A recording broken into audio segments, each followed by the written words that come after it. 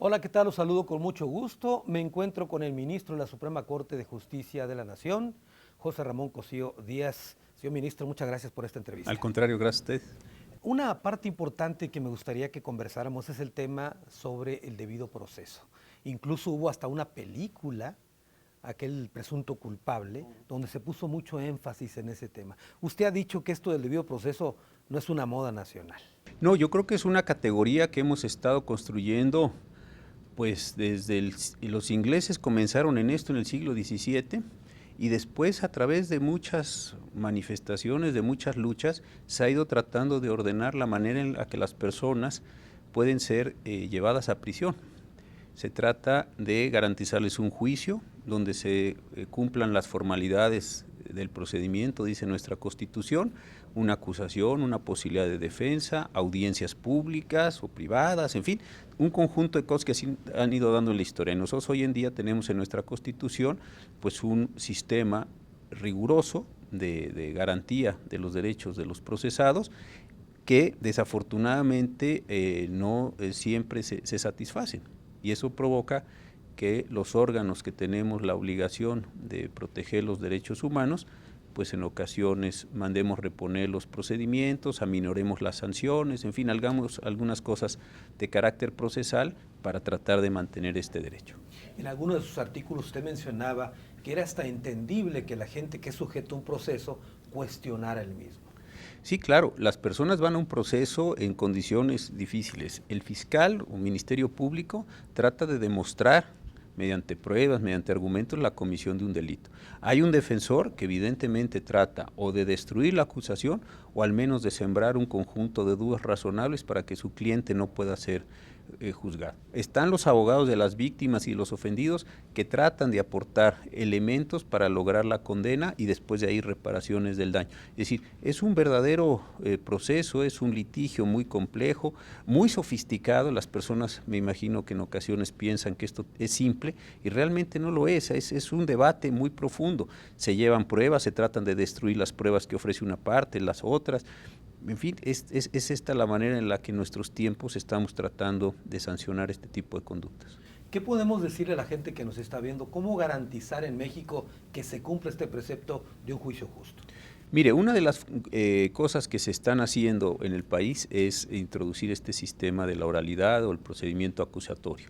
Y esto lo que significa es que en una audiencia pública, después de haberse preparado de diversas maneras, se va a hacer una acusación a una persona en frente de un juez, se va a dar una condición de defensa y con aquello que se haya construido en la audiencia y solo con eso se va a determinar la condición de culpabilidad o inocencia de esa persona.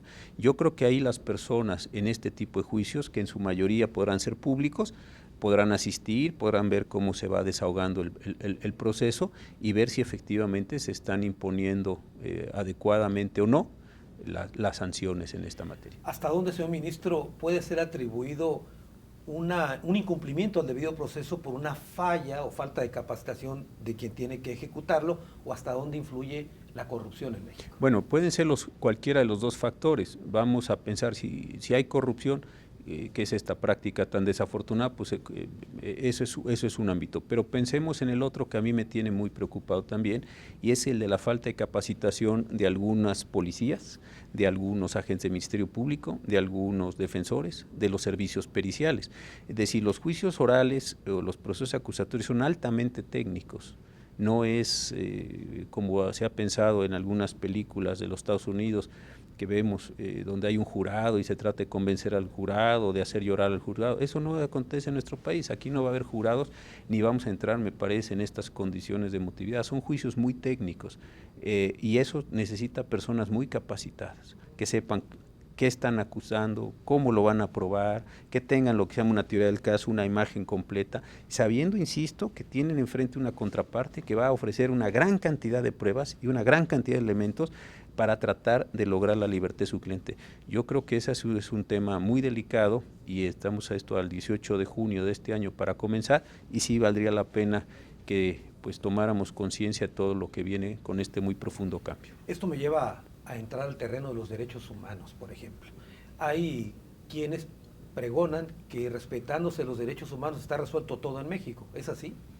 Pues no, no es tan simple porque los derechos humanos requieren una gran cantidad de acciones legislativas, administrativas, presupuestales. Es decir, los derechos humanos me parece que su satisfacción completa, total, para todos, en todo tiempo, en este momento, no es una realidad. Sería realmente muy ingenuo pensarlo así.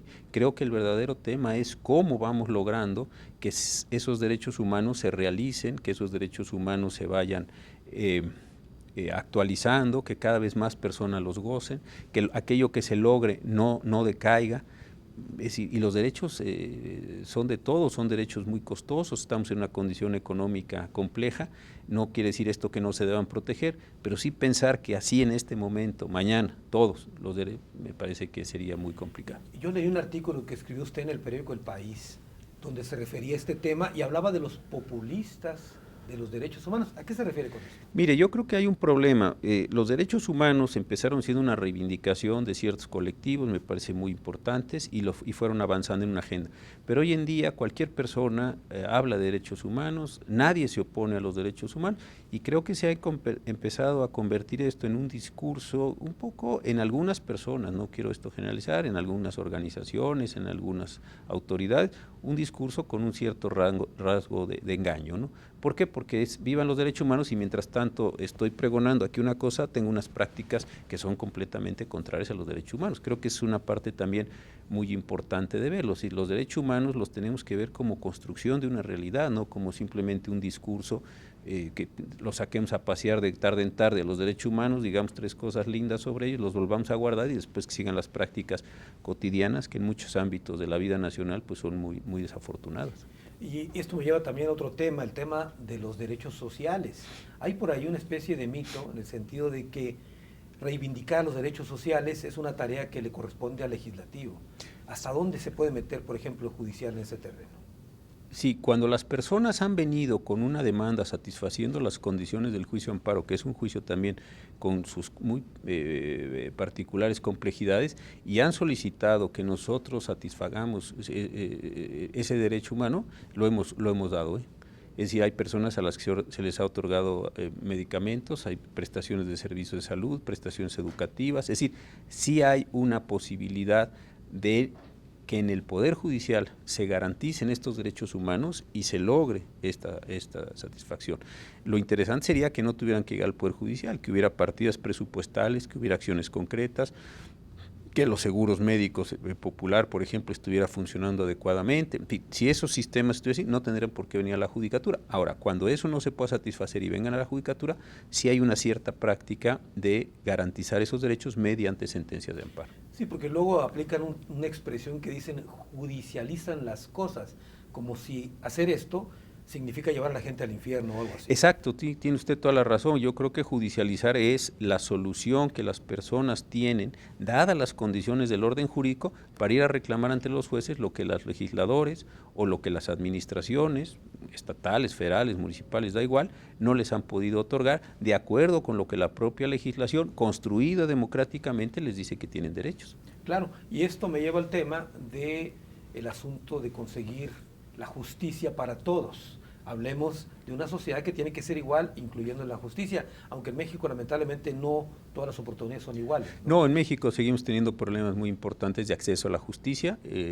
Hay juicios como el de amparo, que es un juicio costoso, es un juicio complejo, es un juicio técnico, y hay algunos otros que las personas pues no han podido tener la posibilidad de defenderse, y eso es parte también, desde mi punto de vista, de la crisis que tenemos de convivencia en muchos ámbitos de la vida nacional. No hay ante quién llevar los conflictos para que los resuelva de acuerdo con ciertas reglas sociales, y eso me parece que al no poderse resolver el conflicto se mantiene y eso genera pues división social, genera dificultades. Señor ministro, usted escribió algo sobre la igualdad en México, que hay iguales pero no tanto. Me hizo recordar, y lo digo con todo respeto, al libro de Orwell, sí, cuando los puercos dicen que todos somos iguales, pero unos son más iguales que otros, sí, ¿no?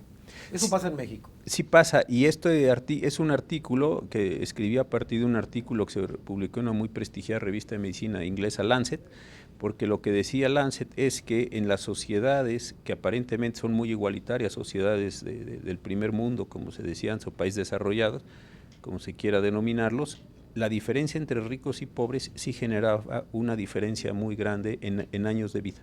Había hasta 7 años de vida en sociedades como la inglesa u otras sociedades europeas que uno supondría que son sociedades muy homogéneas. Claro. A pesar de que estén en una sociedad muy homogénea, la diferencia de años de vida es muy grande en razón si se es pobre o se es rico. Este también es un tema pues muy preocupante de desigualdad. Usted hablaba de 10 años, ¿no? De 10 años, sí, 10 años, 7, 10 años es el promedio de diferencia de vida. Entonces uno decía, bueno, los alemanes, sí, pero hay alemanes de primera y hay alemanes de segunda, si uno lo tomara simplemente como número de años vividos. Ahora, esa brecha es en los países desarrollados. ¿Qué nos ocurre en los países en vías de desarrollo? ¿Es mire, igual? Sí, nosotros hemos tenido en términos de salud, eso lo han explorado muy bien los médicos, lo que llaman una transición epidemiológica. Tuvimos de enfermedades que eran infecciosas a enfermedades que ahora se le llaman crónico-degenerativas. Es decir, tenemos hoy en día menos personas se mueren afortunadamente de diarreas, de enfermedades infecciosas de este tipo que estaban muy asociadas a la pobreza. Ahora lo que tenemos son enfermedades donde las personas duran mucho tiempo, con enfermedades crónicas como diabetes, como hipertensión, etcétera, y pierden mucho su calidad de vida. Esas enfermedades que se están presentando ahora con la modernidad son enfermedades muy caras. Consecuentemente, las personas con menos recursos no tienen acceso a tener una larga hospitalización, a tener una atención delicada o compleja o fina, y consecuentemente pues sus posibilidades de vivir más años en relación a quien sí tiene esa atención médica en ese tipo de enfermedades sigue siendo muy diferente. Otro tema muy importante en México y particularmente muy sensible es el de la inseguridad. Usted ha hablado, por cierto, de cómo se han, digamos, confundido los roles del ejército con la policía. El ejército tendría que ser para una actividad y la policía para otra, sin embargo están confundidos. Sí, cómo no, pues cuando se empezó ya desde hace varios años a darse cuenta las autoridades ejecutivas, federales y locales del tamaño de la delincuencia, del tamaño de los problemas de seguridad, pues lo que hicieron es convocar y pedir al ejército que los apoyara, de forma tal que las Fuerzas Armadas, la Marina y el ejército están realizando funciones de vigilancia, de patrullaje que debían corresponder en principio a la policía como lo establece la Constitución. Y esto pues sí ha generado algunas distorsiones, se han hecho señalamientos sobre los miembros de las Fuerzas Armadas, se han abierto procesos en su contra, se les ha acusado de violaciones a derechos humanos y realmente pues creo que esa no es una función de ellos, puedo entenderlo como un momento de crisis, pero esto ya se está alargando mucho ese momento y me parece que genera distorsiones para las policías, para el ejército, para la marina, para los ciudadanos. Esto es algo que debía corregirse y creo que es a través de la sustitución de una policía federal que vaya ocupando cada vez más los espacios que el ejército tiene en este momento. En pocas palabras, el ejército cada vez hace más funciones de policía y la policía cada vez se parece más al ejército. Sí, en Estados Unidos acaban de salir un par de libros muy importantes en el sentido de decir, ¿por qué tenemos tantas personas en la calle, en la cárcel? Ya ve usted que es un problema muy grande, sobre todo de la población afroamericana. Y lo que se ha demostrado es que tiene mucho que ver eso con la manera en que se han militarizado las policías. Las policías hoy tienen estos equipos SWAT, ¿no? Estoy hablando de Estados Unidos, tienen armas muy sofisticadas, muy potentes. Entonces queda una militarización de las policías por su armamento, por las prácticas, y queda está fea la expresión que voy a usar, una policiación de los militares en cuanto están en funciones ordinarias de patrullaje. Creo que ahí sí hay un tema que se nos está confundiendo. Pues señor ministro, yo como periodista no puedo desaprovechar la oportunidad para preguntarle otro tema, ya para concluir, es que tiene que ver con y su posición fue a favor de la legalización de la marihuana para fines recreativos, aunque lo matizó, en el sentido de que tiene que haberse hecho algo integral. Sí, a mí me preocupaba mucho partir todo del libre desarrollo de la personalidad. ¿Por qué? Porque el libre desarrollo de la personalidad pues puede ser muy diferenciado para cada persona. Cada quien puede reclamar para sí determinado tipo de prácticas, actividades, sustancias, etcétera, y esto sí puede tener sus efectos. Ese es un primer punto. Y dos, sí, yo en el voto lo que trataba de expresar es que debiéramos exhortar como Suprema Corte a que se viera el fenómeno en su integridad. Yo decía, tenemos que tener problemas de educación, tenemos que tener problemas de salud, pensar bien la comercialización, la obtención, la siembra, el cultivo, etcétera. Son muchas cosas que se pueden hacer.